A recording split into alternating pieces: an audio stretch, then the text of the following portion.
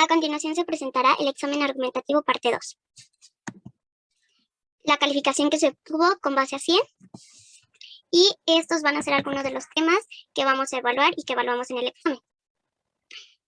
Principalmente, y para comenzar, empezamos con la estructura de bound noun y los componentes básicos. Esta también es conocida como la arquitectura de Princeton y como su nombre lo indica, es una arquitectura de computadoras. Es decir, es un modelo conceptual que muestra cómo funciona una computadora. La computadora es como una máquina electrónica digital que se puede programar y puede hacer tratamientos automáticos en la información, capaz de recibirlas y operar sobre ellas mediante procedimientos y determinar y suministrar los resultados. Alguno de los componentes básicos está formado por el CPU, o el Central Process Unit, que sería la unidad central de procesamiento, que a su vez contiene a la ALU, que es la Arithmetical Logical Unit, que es la unidad aritmética lógica, y a su vez están los registros del proceso. Y hay una unidad de control que tiene un contador de programa y también posee una memoria principal. En la memoria principal es un conjunto de celdas del mismo tamaño, que están asociadas a un número determinado y denominado a la dirección de memoria y sirven para almacenar de manera temporal para ser utilizados posteriormente. El siguiente tema a evaluar es la representación y conversión de números en base de binarios, decimal y hexadecimal. Bueno, como podemos ver, al lado tenemos una tabla con la representación de los números decimales que van del 0 al 15. El número binario, que tiene como condición 4 dígitos, que solo pueden ser ceros y unos, el 0 indicando el positivo y el 1 indicando el negativo. El hexadecimal va de 0 a 9 y a partir del 10 al 15, por así decirlo, en decimal, el hexadecimal va de A a F. Para cumplir de decimal a binario, de binario a decimal, de hexadecimal a binario, de decimal a hexadecimal, para hacer todas estas conversiones es necesario seguir ciertas reglas. El siguiente tema es la representación de números enteros con signo.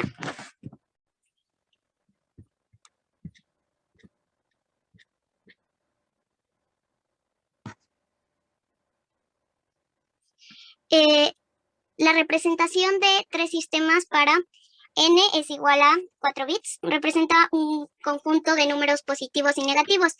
Si tenemos n cantidad de bits para representar un dato positivo, hay dos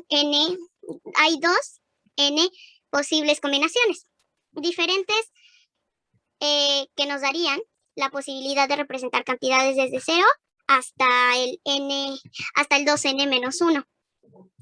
El binario puro, el valor de cantidad se calcula mediante la fórmula siguiente, que representa el número positivo y el número negativo de forma conjunta, que se usa un bit para el signo. Y los n-1 restan la magnitud. Sistemas de representación conjunta en números positivos y negativos. Signo, magnitud, complemento a 2, complemento a 1 y complemento a 2. El siguiente sería el código de representación de datos en ASCII o ASCII, que corresponde al American Standard Code for Information Interchange, que es el código estándar norteamericano de intercambios de información. Este código fue propuesto por Robert Vermeer, buscado para crear códigos para caracteres alfanuméricos, letras, números, símbolos y acentos. El desarrollo de este código principalmente se debió a la necesidad de un lenguaje común de comunicación para las computadoras y sus dispositivos. Los datos se envían en bits y la combinación del bit representa el número y estos números se traducen en caracteres. Por ejemplo, el decimal de 65 con base a 10, decimal de 10, el carácter representa la letra A en hexadecimal. Estos serían otras representaciones en A en binario base 2 y hexadecimal base 6, base 8. El siguiente, la organización de un PCU. La PCU, en las siglas, como anteriormente mencionado, es Central Process Unit, que es la unidad central de procesamiento, pero a la cual llama simplemente se le puede llamar procesador, precisamente la central de nuestra computadora. En pocas palabras, como el alma de nuestra computadora. Generalmente en la vida cotidiana, denominar el PCU a una caja o bus, que permite alojar todos estos microprocesadores, discos duros, memorias internas y memorias gráficas. Y esto nos permite conectar a los dispositivos como en un teclado, monitores, eh, lápices electrónicos, discos duros, memorias externas, mouse, la impresora, tablets, micrófonos, audífonos, cámaras, etcétera, ¿no? Entonces, pero esto es una generalización, por así decirlo, errónea.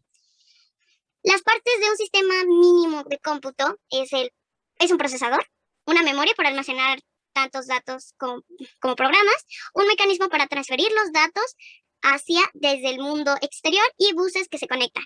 Los buses se conectan los componentes. El procesador conecta la unidad aritmética ALU. Esta es para hacer los cálculos y tomar decisiones. Una unidad de control dirige los datos de ubicación indicada y correctas. También contiene aplicaciones de almacenamiento selectivo llamadas registros, que contienen los datos a los que el CPU necesita acceder rápidamente cuando se cuelga el programa. La CPU ejecuta las instrucciones que se encuentran en la memoria. La memoria se utiliza para almacenar la información que necesita la computadora, dentro de la cual hay dos tipos de memoria. A largo plazo, que se conoce como las unidades de disco, y unidad flash, que guarda los datos incluso cuando no hay energía, o sea, cuando está apagada. La memoria temporal es la que se pierden los datos cuando no hay corriente, es decir, cuando se está apagada. Y esto incluye en el power. La memoria RAM, como los registros. La memoria temporal es el espacio que necesita el procesador para almacenar la información con la que está trabajando, y la memoria a largo plazo almacena los datos que se necesitarían en un futuro. Lenguaje ensamblador. En este curso vimos el lenguaje ensamblador Mari.js. El lenguaje ensamblador es un lenguaje de programación utilizado para escribir programas informáticos de bajo nivel y constituyen la representación más directa de código de máquina, específico para la arquitectura de computadoras, legibles para un programador. Hoy se utiliza un programa hardware o manipuladores de dispositivo hardware.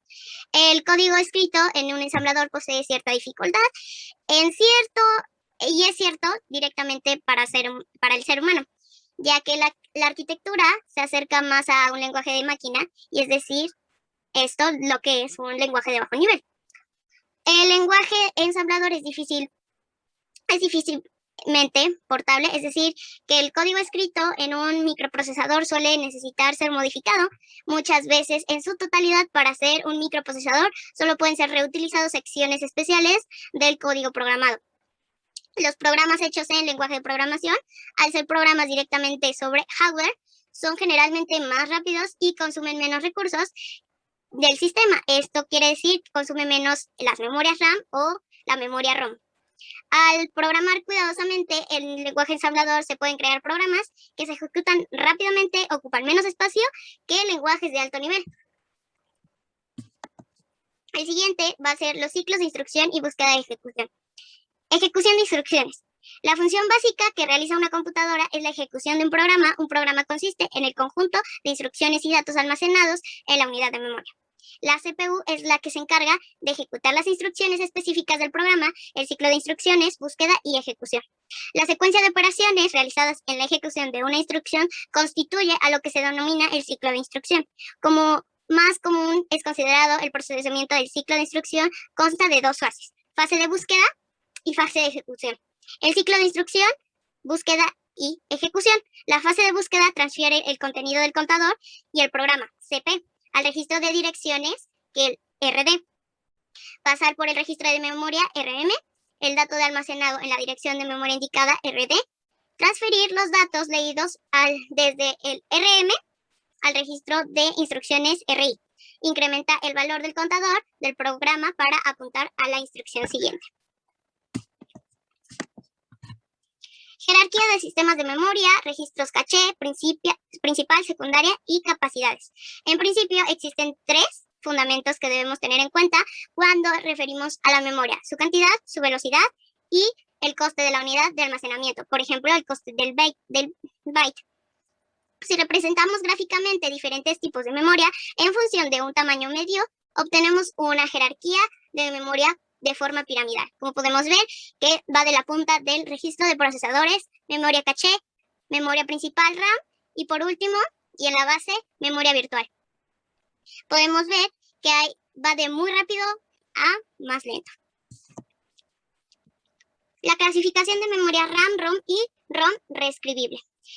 Existe una gran cantidad de memorias distintas. Antes de empezar a hablar de la memoria central, vamos a ver algunas clasificaciones. Según la persistencia, existen dos tipos de memoria, volátil y no volátil. Y según las propiedades de lectura y escritura, existen tres tipos, memoria de acceso aleatorio, memoria de solo memoria y memoria de lectura preferente.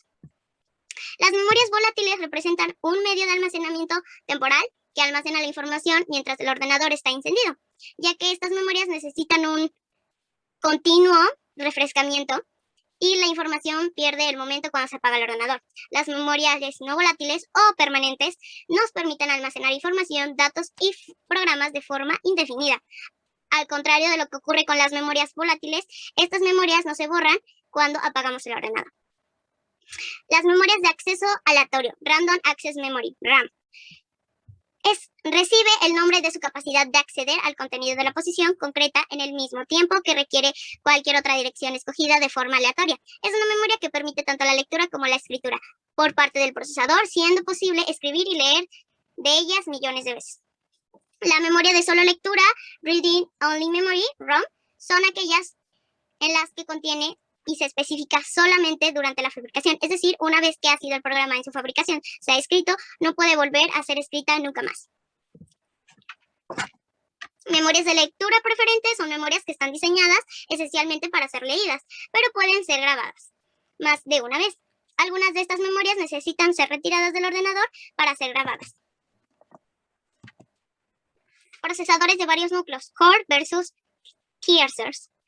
Hilos de procesamiento o también llamados teasers en inglés, sus subprocesadores de programación, para así identificar las diferencias fundamentales entre estos y los núcleos del procesador. Dependiendo de cómo esté programada y compilada, una aplicación tendrá la ejecución más óptima para procesadores de más hilo que núcleos. Este pequeño chip alberga en su interior distintos módulos que podemos llamar núcleos. Además de otros elementos que ahora no nos interesan, los procesadores se hacen en unos años.